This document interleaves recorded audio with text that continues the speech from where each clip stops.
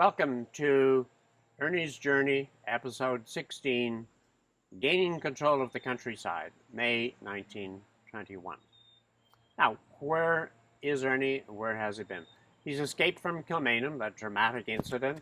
He recovered in Dublin while working on the headquarters staff with Michael Collins, and he has been appointed as a general at age 23 in charge of the second largest divisional area in Ireland at the time, with 5 brigades, 3 counties, 32 battalions, and almost 7,000 men.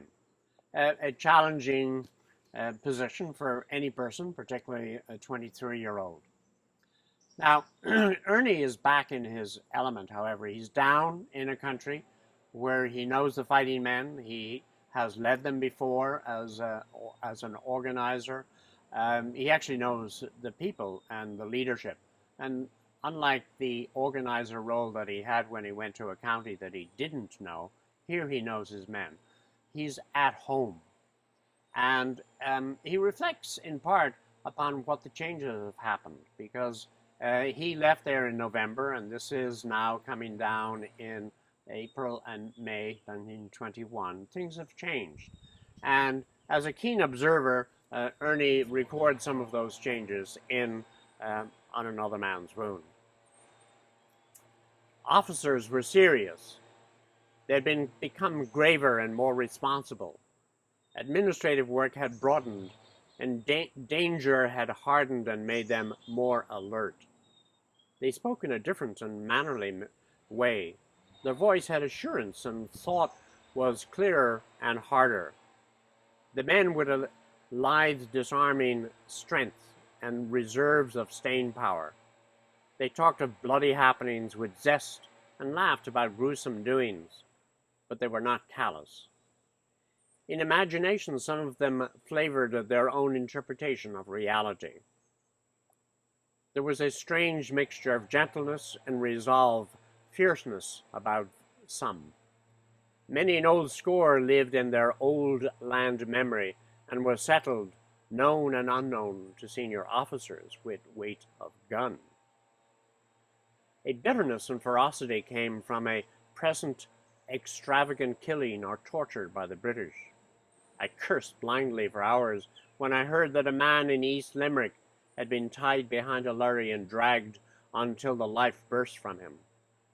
And when I read a Kilkenny report of a hostage during a fight being made to stand up whilst a Lewis gun on his shoulder sprayed a column of our men. Such happenings relit an old race hatred, but it would die down again.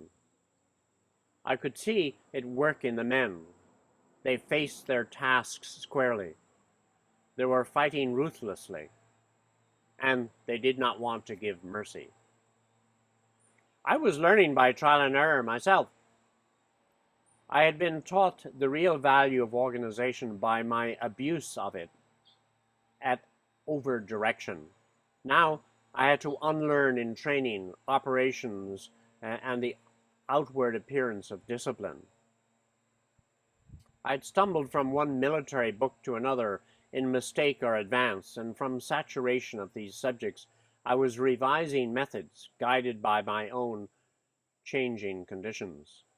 Columns were slowly learning what they had ignored at classes.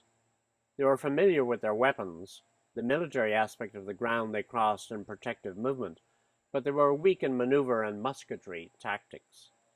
Formerly, brigade officers had directed operations in person. Now, battalions and column commanders planned their own schemes, but they were slow enough in making fight when it did not fall in their way. So you can see that the atmosphere down the country has changed considerably from where Ernie was. It's only over a 6-month period.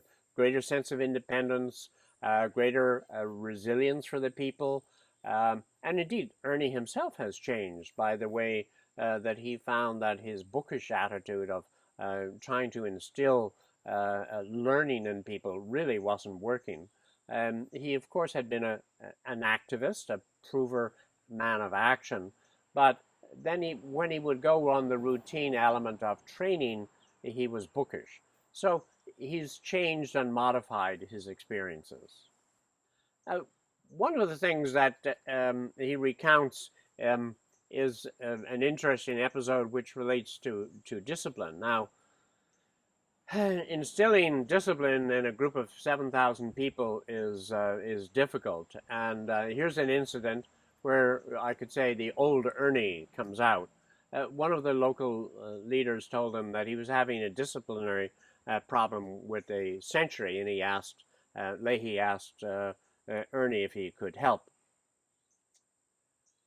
He told the sentry had refused to serve for duty. He told me to go to hell, Leahy said. You'd better settle him. I talked to the sentry. Why was he picked, he wanted to know. He'd been working all day. He was tired. We were tired too, I said. The brigadier had told me that the man had not been on sentry for the past 3 months, and he would be relieved inside of 3 hours. He was a fat-faced man with a dribbling mustache and scowling eyes. I was tired. There was a long walk before us till next morning. You could be court-martialed for that, for disobeying an order on active service. And you know what that result might be, I said.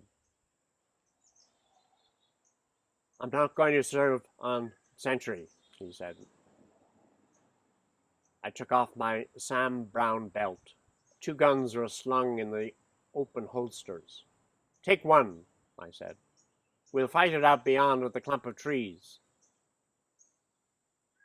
I'm fed up driving men to do their duty. He looked at my belt.